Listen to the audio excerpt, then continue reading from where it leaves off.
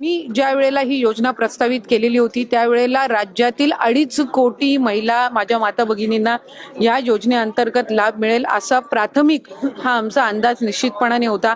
आज तगत आमच्याकडे 1,40,00,000 पेक्षा जास्ती अर्ज हे प्राप्त झालेले आहेत विभागाकडे आणि ज्या स्थानिक सगळ्या शासकीय यंत्रणा आहेत यांनी त्याची स्क्रुटिनी छाननी सुद्धा सुरू केलेली आहे। त्याच्यामुळे ती छाननीची प्रक्रिया सुद्धा पुढच्या 8-10 दिवसातच पूर्ण होणार आहे, कारण आम्हाला जो त्या ठिकाणी लाभ आहे तो सन्मान निधी त्या माता भगिनींच्या अकाउंटला डायरेक्ट डीबीटी हा करायचा आहे। माझे आपल्या माध्यमातून राज्यातील सर्व माता भगिनींना मला आश्वासित करायचे की याला लागणारी संपूर्ण तरतूद ही राज्य सरकारने केलेली आहे। अर्थ विभागाने या संदर्भामध्ये कुठलाही कधीही आक्षेप घेतलेला नाही। पहिल्या टप्प्यामध्ये लागणारा जो निधी आहे साधारणपणे या वर्षाला लागणारा जो निधी आहे याची तरतूद ही अर्थ विभागाने निश्चितपणाने केलेली आहे। त्यामुळे कुठल्याही पद्धतीची चिंता नसावी।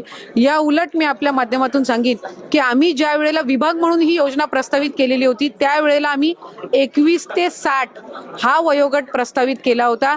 त्याच्यावर ज्या वेळेला अर्थ व नियोजन मंत्री अजितदादांकडे बैठक झाली त्यावेळेला त्यांनी हा 60 वरून 65 करावा अशा सूचना या त्यांनी दिल्या आणि 60 आणि 65 या वयोगटातील जर लाभार्थ्यांची आम्ही संख्या काढली तर ती साधारणपणे 14.5 लाख होते। त्याच्यामुळे उलट त्यांच्या सूचनेनुसार 14.5 लाख लाभार्थ्यांची संख्या वाढली, ती कमी झालेली नाही आणि कुठलाही आक्षेप कधी घेतला गेलेला नाही। जी तरतूद केली जावी ती निश्चितपणाने केली गेलेली आहे।